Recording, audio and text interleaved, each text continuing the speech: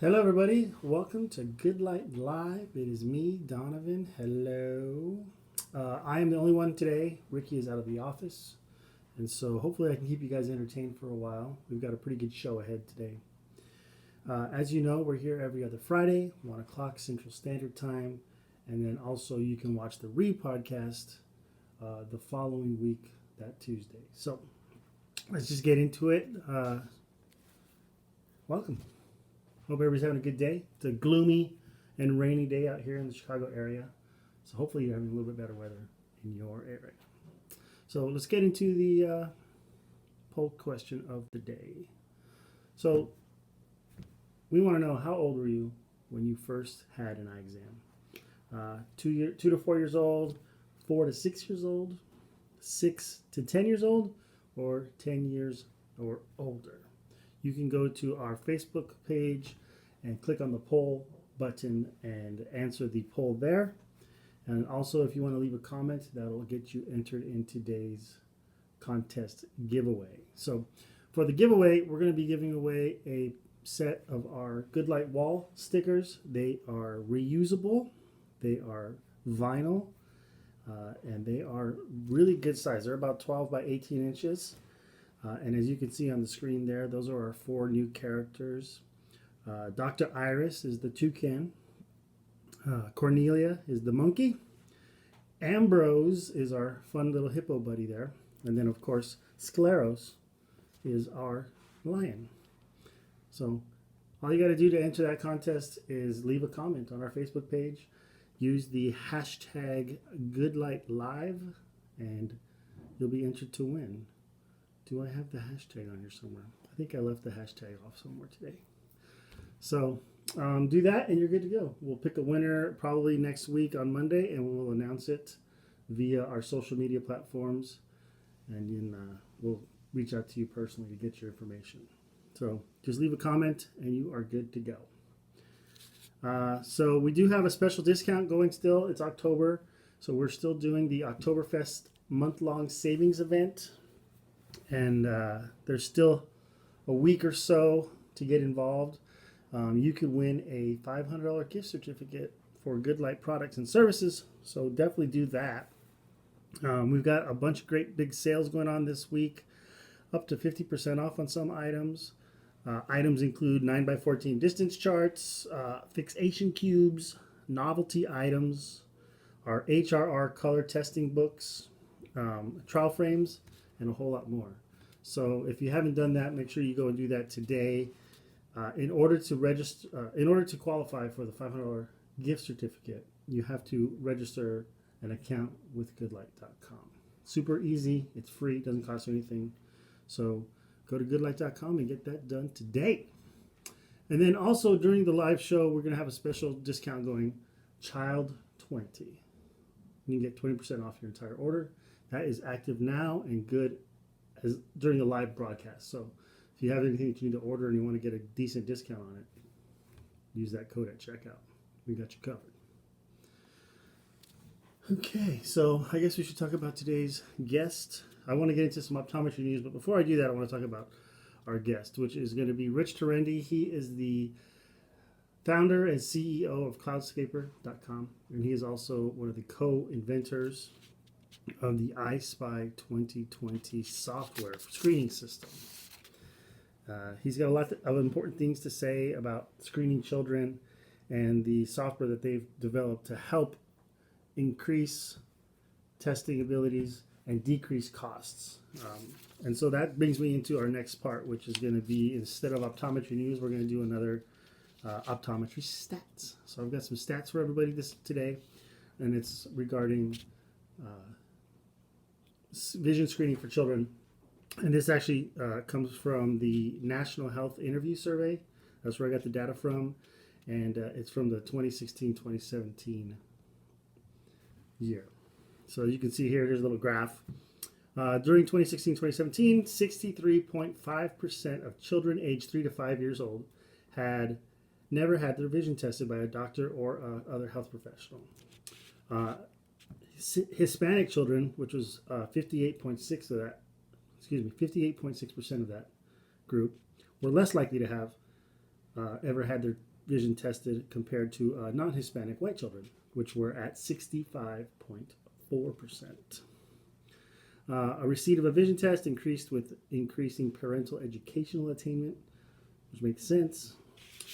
Children with private health insurance were more likely than both children with public coverage and uninsured children to have had a vision test. So children, last thing is children who have not received a well child visit in the last 12 months were less likely to ever have a vision test compared with children that did receive a well child visit in the last 12 months. The reason we bring up these stats is because we're talking about EyeSpy 2020 and the importance of screening children early and often. And oftentimes the impetus falls on the schools to get that done. And it comes down to cost, comes down to time and data collection, and those things can be very cumbersome for schools. And so what we're going to talk about today with our interview with Mr. Tirendi is that those things can be mitigated by using the EyeSpy software. So we'll get into that now. I'm also going to send out the video. We'll broadcast the video now. We'll run that. And then when we get back, Ricky's not here today, but we've got some exciting new products to go over, as well as some of the products that you've already know about, but we have a new reprint of them. And so we'll go into that when we get back from the interview. So let's get into it. Rich Tirendi is here. We pre-recorded this earlier in the week. So enjoy. All right, guys. Today we've got special guest Rich Tirendi, who is the founder and CEO of Cloudscaper and also the inventor of the EyeSpy 2020 vision screening software. Rich, hello. Welcome to the show. Hi, Donovan. Thank you for having me. How's the weather out there in Arizona? It's perfect, actually. Although this year we broke all types of records. So I know. It's starting to get cold here, so that's why you see the sweater. Well, come on down. I will. We'll come visit soon. So All let's talk. Tell me, give me the elevator pitch on who is Rich Tirendi? How'd you get started? How did you get involved in vision screening? All that good stuff. So I'm I guess a classically trained engineer, electrical and computer engineer from many decades ago. And I started, I guess, in the development of technology. I don't want to say accidentally. I've always been kind of fascinated by it, but I was kind of drawn into it.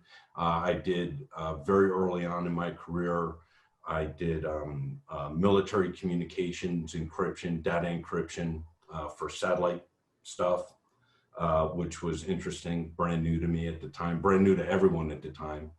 And I guess that exposure created a real appreciation for how sensitive data can be.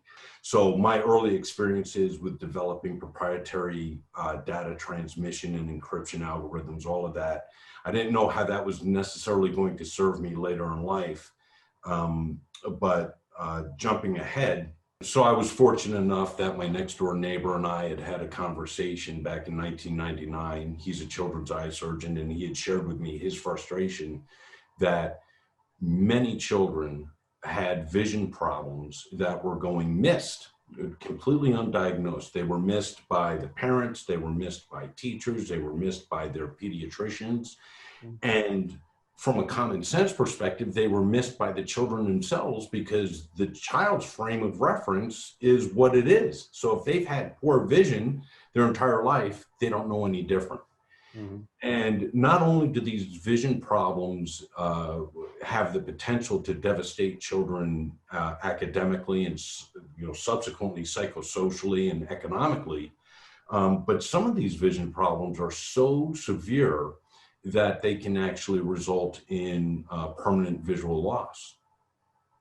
And so I was very intrigued by this because as a very young child, I had experienced temporary, thank goodness, but total blindness when I was 4.5 years old. It was due to a poisonous insect bite. And I don't have very many memories from being 4.5 years old, but I remember waking up and not being able to see. So when I had this conversation with Dr. O'Neill, about the plight of undetected vision disorders, really truly a dilemma, public health dilemma afflicting children, it struck a nerve with me, because I had finally felt like there was this collision of my technical life experiences as well as what I had experienced very personally as a very young child. And so I stopped literally everything that I was doing at that point. I sold my company and joined forces with Dr. O'Neill to revolutionize the way that we go about detecting vision disorders in children. And the one thing that really touched my heart about Dr. O'Neill, both, I guess, professionally and personally, is that he had said something to me very early on that I guess illustrated to me that he was very different. And that was to say that he has a very strong appreciation and adoration for the discipline of optometry, which is really nice coming from someone that's not his discipline. His discipline is pediatric ophthalmology, and yet he has this very strong appreciation for optometry. And that really spoke volumes to me. And one of the things that he had shared with me early on was that optometry wanted every child, this is years ago, but they had advocated for every child being seen by a professional eye doctor every year. And he said that actually makes sense to him because vision screenings at that time, before we developed EyeSpy, were woefully inadequate. The issue, honestly, Donovan, is that getting every child to receive a professional eye exam every year is logistically, it's a problem logistically. It's all financially, it's also very challenging as well, right? Right. Mm-hmm. And so, and there's perhaps not even enough optometrists in order to accommodate that demand. So I was very intrigued by the idea and the opportunity to take my technical upbringing. I had worked for a litany of technology companies and had the good fortune of developing lots of patented technology and now applying it to something that was very personal to me, and doing so under the tutelage and with the guidance of not just Dr. O'Neill, but a very talented medical advisory board. So it's been a lot of fun and very rewarding. Great. So that establishes your background. That means that you went on to create Cloudscaper and then also develop EyeSpy. So tell me about EyeSpy 2020 and what it does, all that good stuff.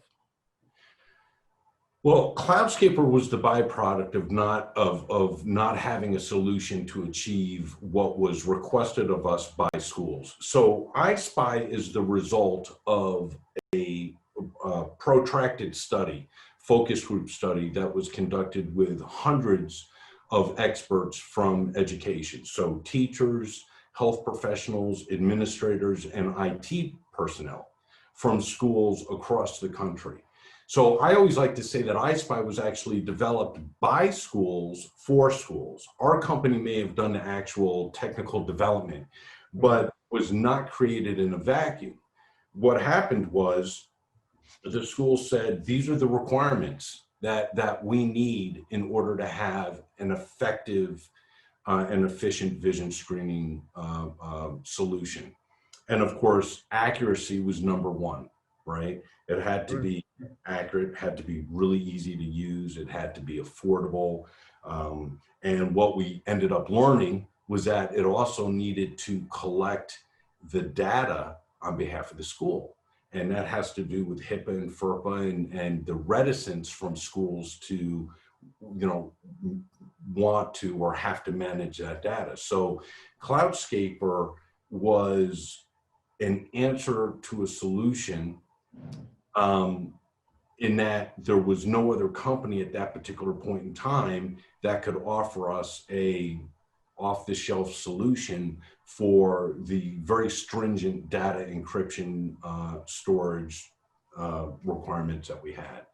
Now, EyeSpy, one of the things in talking to schools that I found very eye-opening, no pun intended, was that these nurses said that one of their greatest challenges was engaging children. Sometimes children would walk up to the eye chart, and I know, the eye chart is still in use and should be in use.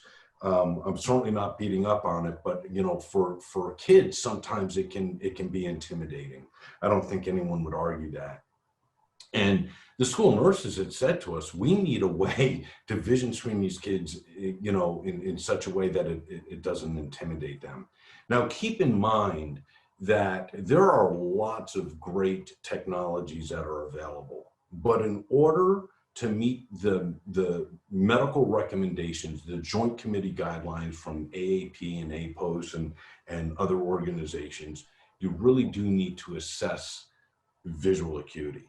And so what we were faced with was, how do we make a visual acuity assessment fun for kids? How do we remove the psychosocial trepidation that can occur and often does occur? Mm-hmm. So we took the visual acuity assessment process and we wrapped it with a video game. So from the child's perspective, they're just playing a really fun video game, right? With some cute, cartoon animation. But from a medical perspective, what's behind the scenes is an independently medically validated protocol. And that's incredibly important, because the number one tenet that we were, assigned, if you will, was that the system had to be accurate. So we wanted to find a way to make it accurate, very, very easy to use, very fast, but we had to make it fun for kids. And that's what EyeSpy is really all about. It's a video game that, in the process of 2 to 3 minutes, will assess a child's visual acuity, their color vision, as well as their depth perception. Right. So you just answered my next question, which is, what is EyeSpy? And that was an elevator pitch there at that time. So how does EyeSpy fit? As we know now, the new pandemic era that we're living in, schools have changed the way that they're addressing a lot of different things, including attendance and how they're teaching the kids. How does EyeSpy fit into the, let's call it, the post-COVID world? Well, I hope that someday, when we say post-COVID, we really mean post-COVID. Right. I hope that anyone that's watching this, I know that a lot of people have been personally affected by this. There's been loss, not just of human life, but economic well-being and depression and all types of things. So it's a sad subject for me, as it is for, I think, everyone else, quite frankly. EyeSpy addresses COVID, or I should say the CDC guidelines and recommendations with regards to social distancing, by employing a testing distance of 10 feet. So the child or the student sits 10 feet away from a computer monitor, and at the computer monitor, let's talk about like a typical configuration is that it's running on either a desktop with a keyboard and mouse right there, or a laptop computer. So the person administering the vision screening is located 10 feet away from the student. The student is using a mouse that is 10 feet away from the computer. So it's connected to the computer via an extension cable, but you're maintaining a distance of 10 feet. And that is obviously part of the guidelines. The other aspect of EyeSpy that assists with COVID compliance is the speed at which there's multiple components. So one is you can test one child at a time very quickly.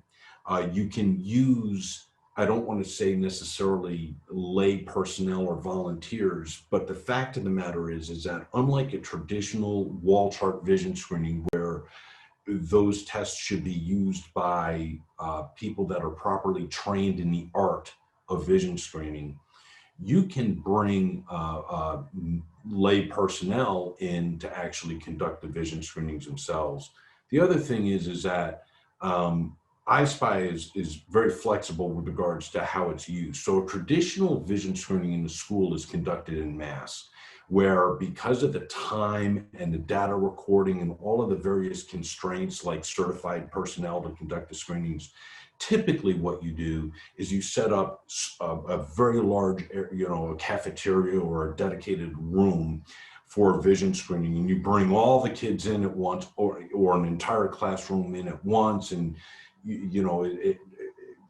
ask any school nurse and he or she will tell you that it's controlled chaos. Hopefully it's controlled, but certainly no social distancing going on, and a lot of contact. So with EyeSpy, you can actually set up EyeSpy, say, in the back of a classroom. You're not removing kids from the classroom. You can have someone come in and actually perform vision screenings, one child at a time, maintaining that social distancing. And in addition, and I'll stop on them, and I promise, because there's actually multiple facets to this answer. But the last thing is that EyeSpy automatically collects and reports the data. So there is a huge time savings. Not only do you have a huge improvement in accuracy and efficacy of the screening itself, but you also save time on the data reporting side of the equation. So anywhere that there's a time savings or human intervention requirement, it improves accuracy, and again, complies with recommendations from the CDC. Right. So it's fast, it's accurate, it's easy to use. Sounds like a dream. What's the cost on this thing? Well, right now, there is a cost. We maintain just like Good-Lite. We've got a team that supports the product, as well as a lot of data servers and things to maintain the data. So unfortunately, I don't have the resources. The company doesn't have the resources to just provide this for free. Having said that, particularly during COVID, we're doing everything that we can to help out schools in any way that we can. So right now, the cost has been reduced to $200 per campus per year. And Wow.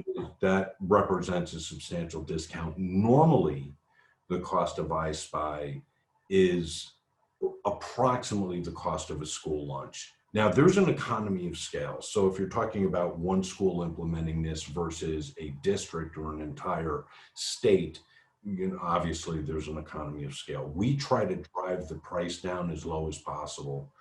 EyeSpy has been used not just in the United States, but internationally. We've screened over 2 million children already.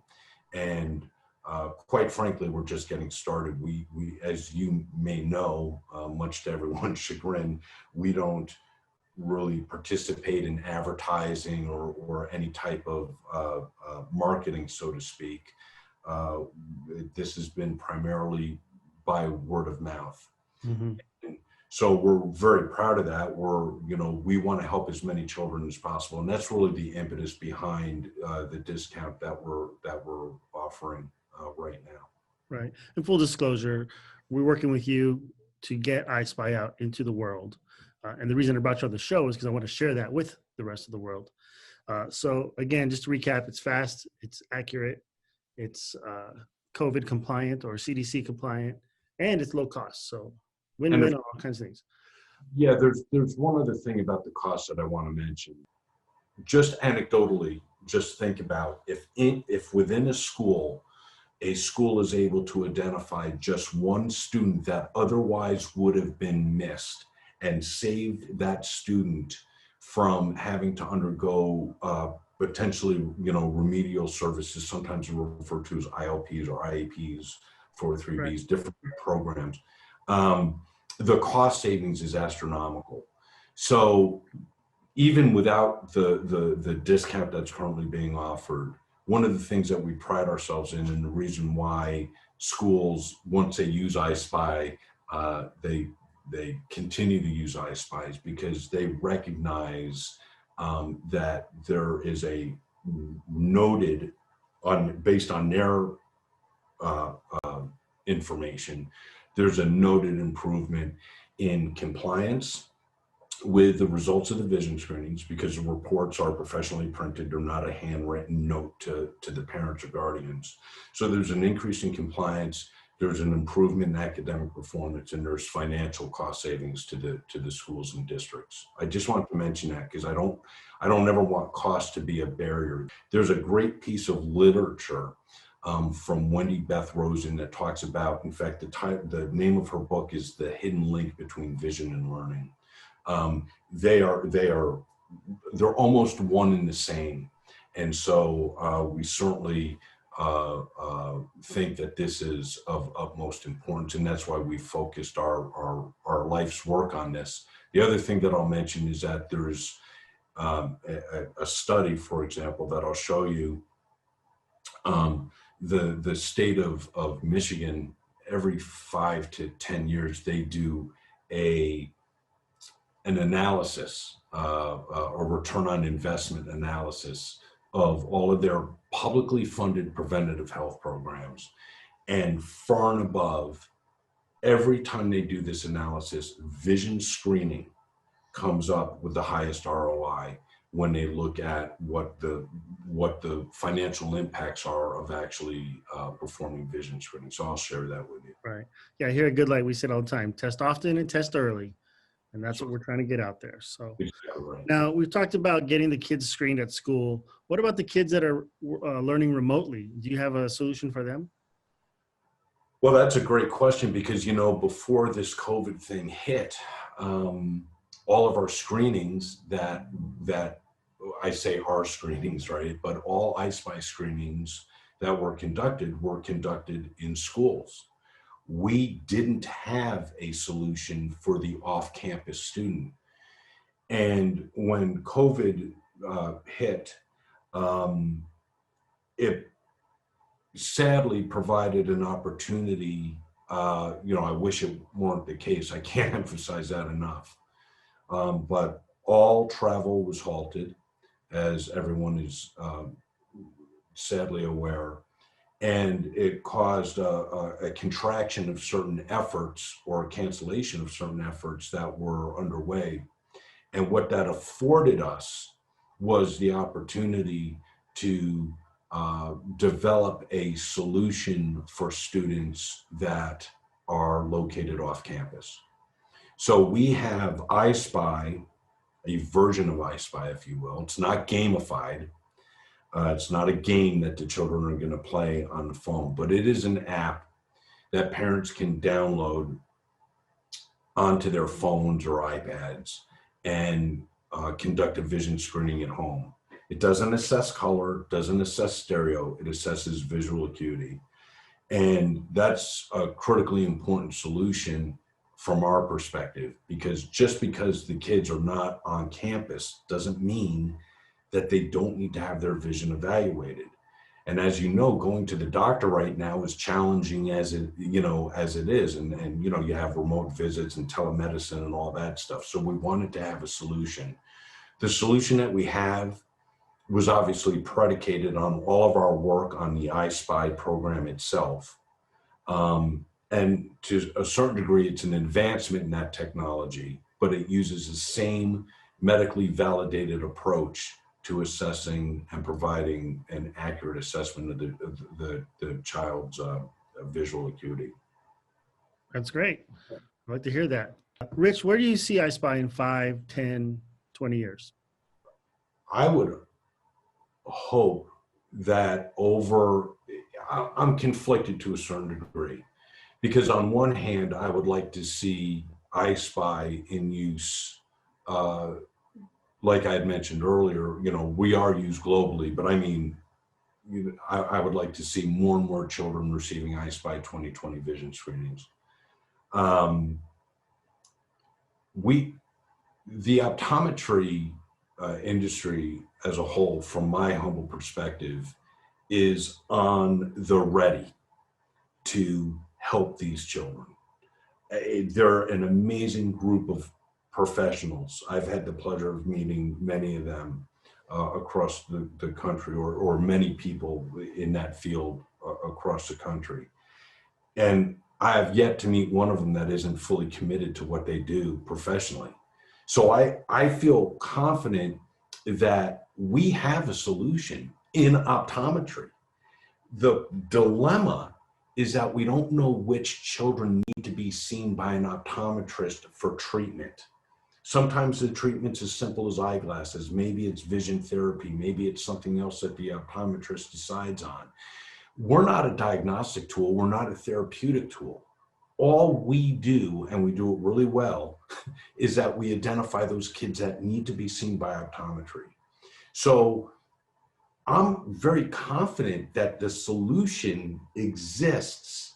The gap is that children are not being correctly identified. So my goal for EyeSpy 2020 really isn't about EyeSpy 2020. That's what I'm trying to say. It's not really about that. For example, if someone invented a magic wand tomorrow that you wave it in front of the kid's face and they have perfect vision in perpetuity, or it can correct any vision problem that they have, I would be elated. I mean, so to a certain degree, I would hope that there would be no need for EyeSpy in 20 years, or even 10 or 5 years, quite frankly. Like I said, if it happened tomorrow, I'd be fine with that.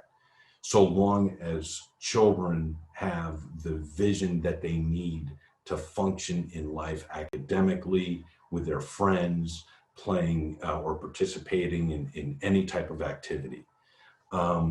So that's the source of my conflict, is that that's my dream, is that at some point it's not necessary.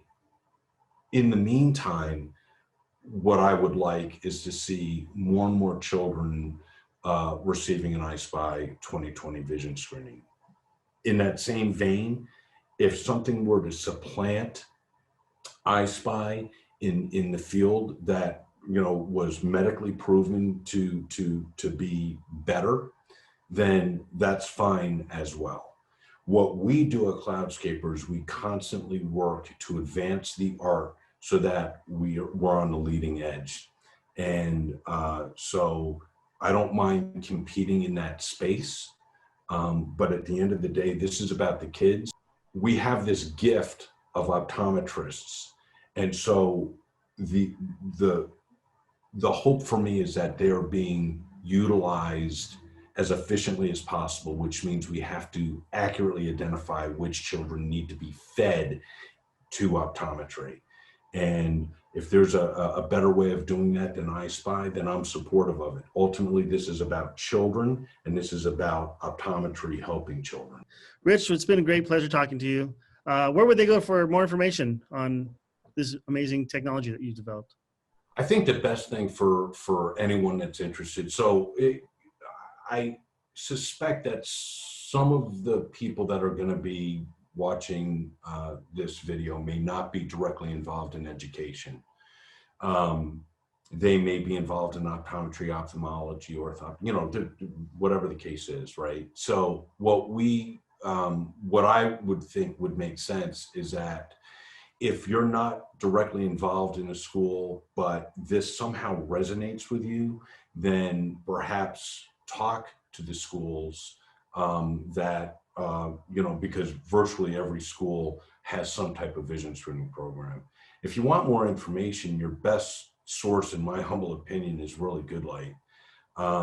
Because Good-Lite isn't just about EyeSpy. They're about, as many of you know or should know, Good-Lite's about everything vision related.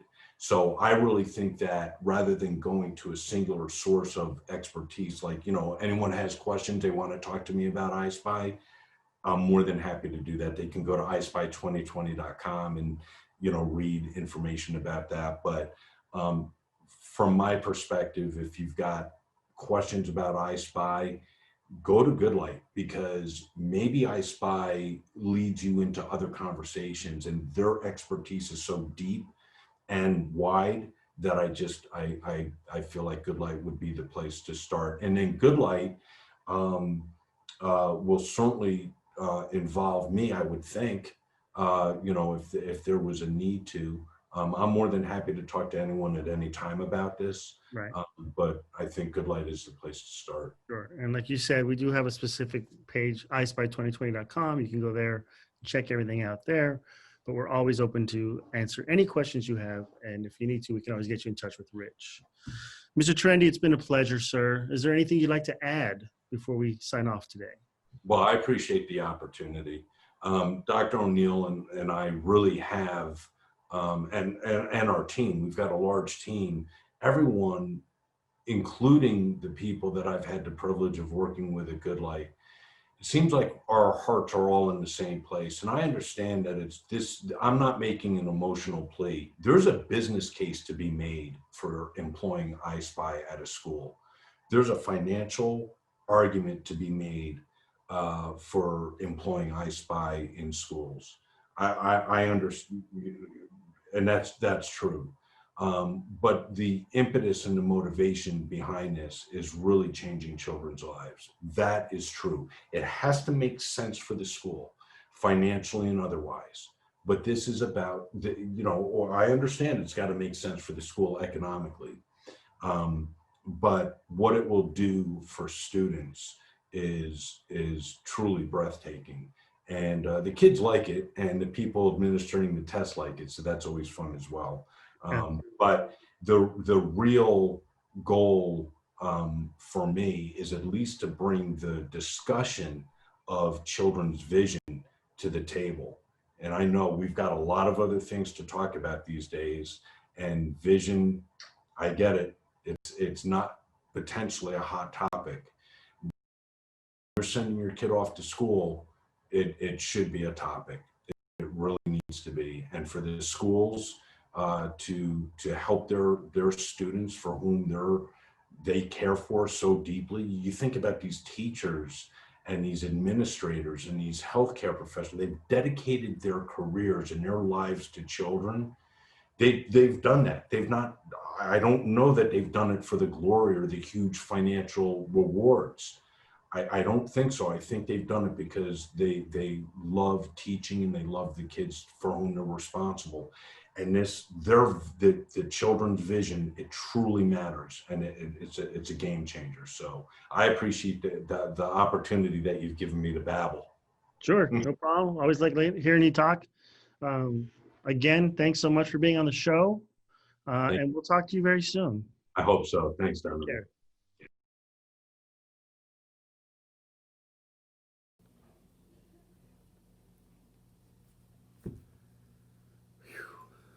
What an interview, eh? Rich can talk, I tell you that. That's for sure. Just want to add a couple things to that interview as we're listening to it again.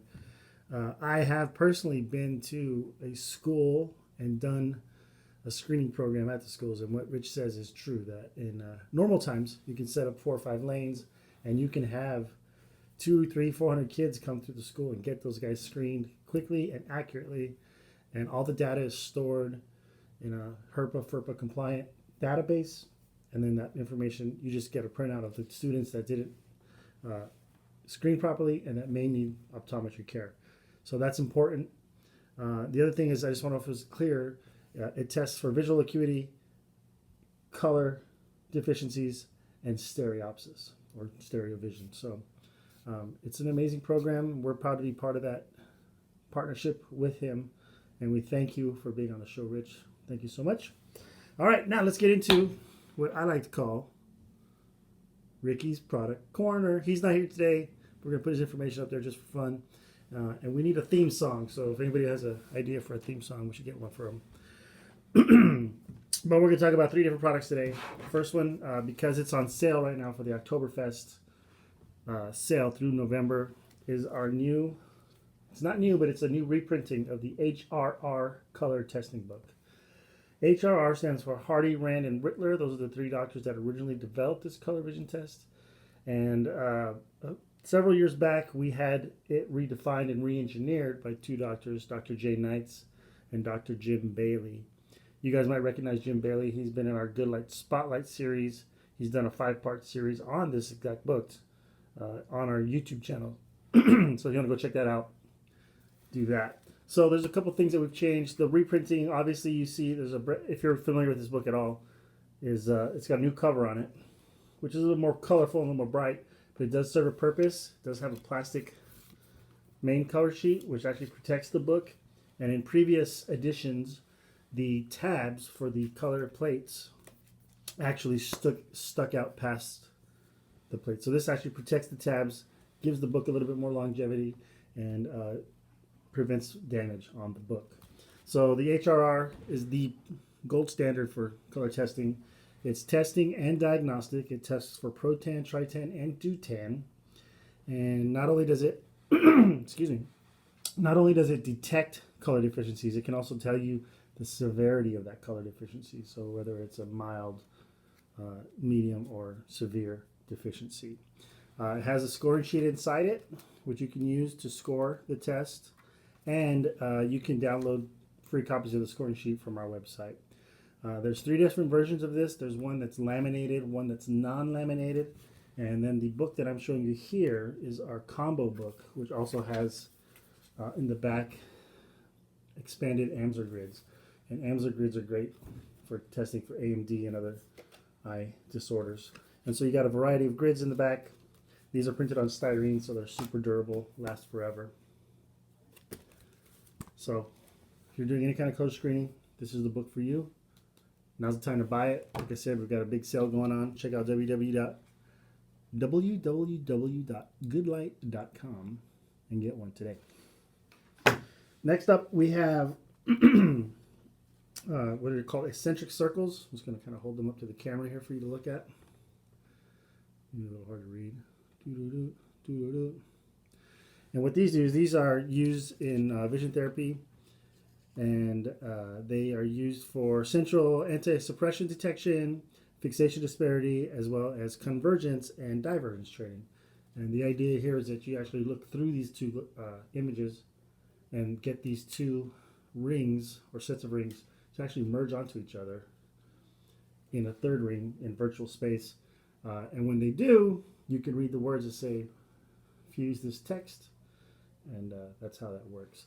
So they come in red and green, which is a quite popular VT colors, or also you can just get standard black. So you can use that discount code I talked about earlier. Pick some of those up today. Good idea.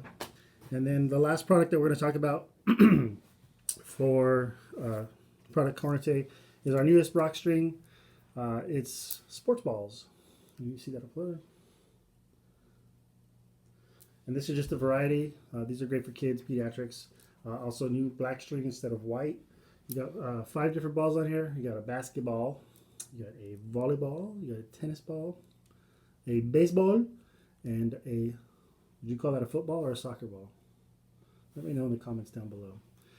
These come in 2 different lengths. I believe it's 6 feet and 12 feet right now.